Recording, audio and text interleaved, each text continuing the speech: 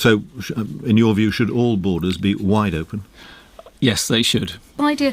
What about democracy? What about what people think? Because there's a very strong body of evidence that most people in democracies don't favour open borders. They like the idea of control of borders. It makes them feel that that's an important point for them of their kind of national sovereignty. Are they wrong? I think they are. This debate was with this lunatic professor of politics from the University of West England. Therefore, it's no surprise Professor Philip Cole has zero academic integrity. He's a far-left activist using his position to push his anti-British Marxist worldview. This is the kind of insanity that is coming out of universities. He argues for open borders.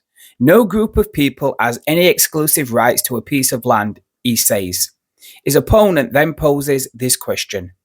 Does that mean Westerners are free to move to islands full of indigenous tribes? Predictably, he says, no, that's unacceptable. In other words, he only wants open borders for Western countries full of white people.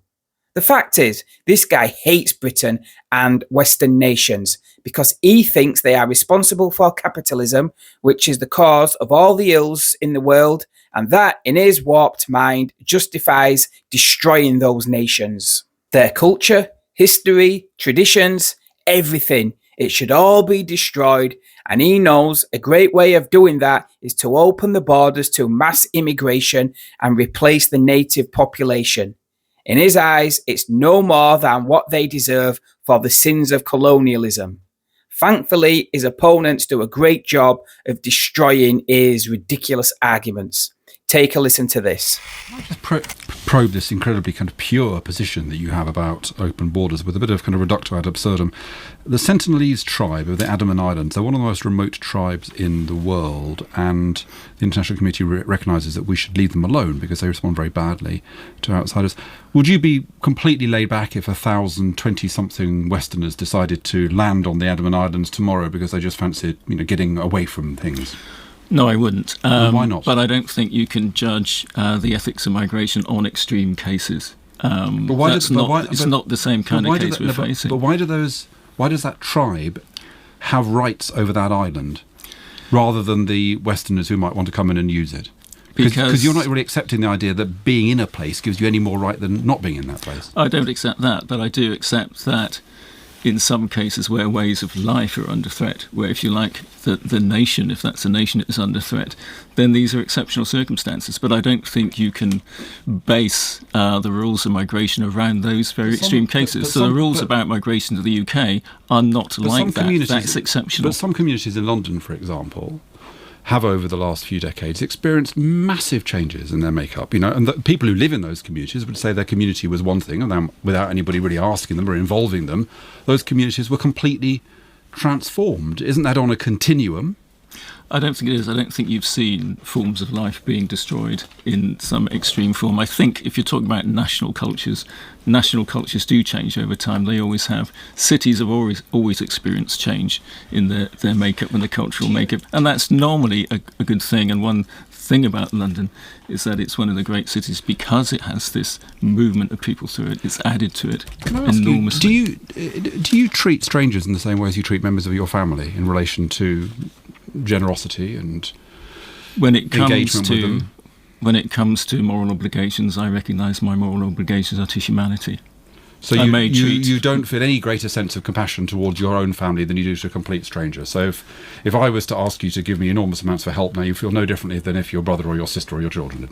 It would depend on why you needed it. And I think the call for help and assistance is one that I recognise throughout humanity.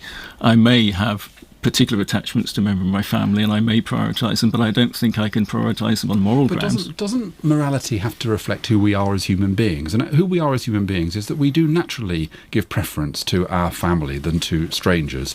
We do naturally feel a closer affinity to people that we have lived with for some time and we share a culture with than people who are strangers. Now, whatever the rules might be, it seems to me that your moral code denies our very humanity. I think my moral code recognises our humanity. I think what we feel attachment to are people we encounter. I was discussing this with students this morning, and someone made the point that if I encounter people, it doesn't matter whether they're members of my family or my race, if they need my help, I will give it to them. View should all borders be wide open?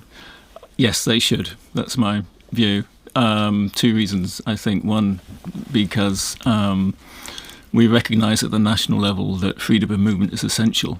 Everyone has the right to move and settle where they want within the nation, and I don't see that a national border makes any difference to that. The other has to do with global justice, that we are really benefiting from the labour of people in the global south. We want their goods, we want their resources, we want their profits, but we don't want them, and that strikes me as morally bankrupt. Anne McKelvey. Well, Dr. Cole, to move from a position like mine, which is broadly liberal on migration and immigration, to yours, which says basically there should be no limits at all, does seem not only impractical, but just you might be just stretching the capacity of people to absorb other groups.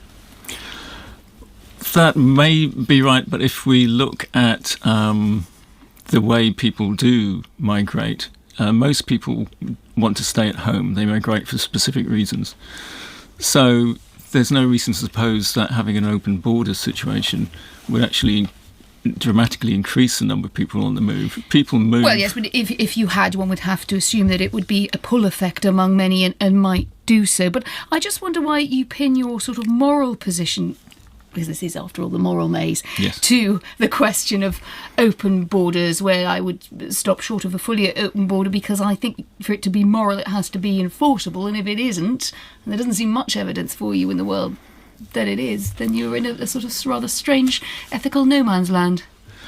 Well, let's think about the right to leave. Everyone has the right to leave any state, but that's a right that can be limited in states of emergency. And actually all I'm stating is that let's make that parallel with immigration. Restrictions on immigration are exceptional. Right, Then but if we I should leave, make, I have an immigration. absence of something. If I arrive, I add to numbers, I may add to strain on the economy, actually, to welfare services and to many other things. The moral category is rather different, isn't it? Well, it is, but not in the way you think. And that actually any economist will tell you that it's people leaving, which is really alarming.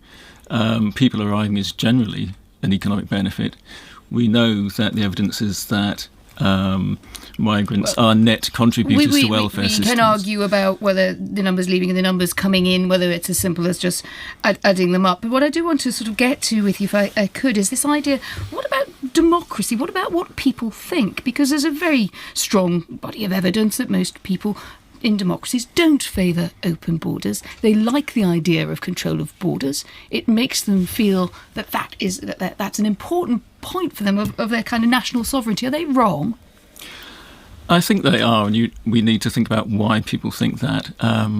Just to give you an example of, in a sense, why they're wrong, I've travelled from Wales to England today. Wales has a very strong sense of its national identity. It has its own political systems, voting, taxations. Yet no one really bothered that I moved from London to settle in Wales. Well, because there's an agreement, issue. you're actually part of the same country. You came from an economically developed place to another economically developed place. No problem. Most of the immigration debate is not like that, so that's a bit sort of pie in the sky, isn't it? If it was only a matter of you moving up and down from Cardiff to Bristol, it'd be fine. The point is realising that the kind of national border is the exception rather than the rule. Most borders around political authorities are like the border between England and Wales. But the people can democratic cross point them. doesn't seem to worry that people do have more doubts about it, and why is that wrong? Well, it's wrong in a sense because we need to have a reasoned political debate about this, and it's very difficult to have a reasoned political debate about immigration. I think there is clearly a record. What, you mean of if they don't agree with you? I think there's clearly a record of politicians stirring up anti-immigration feeling. Labour, Conservative, they've all exploited anti-immigration feeling and provoked it.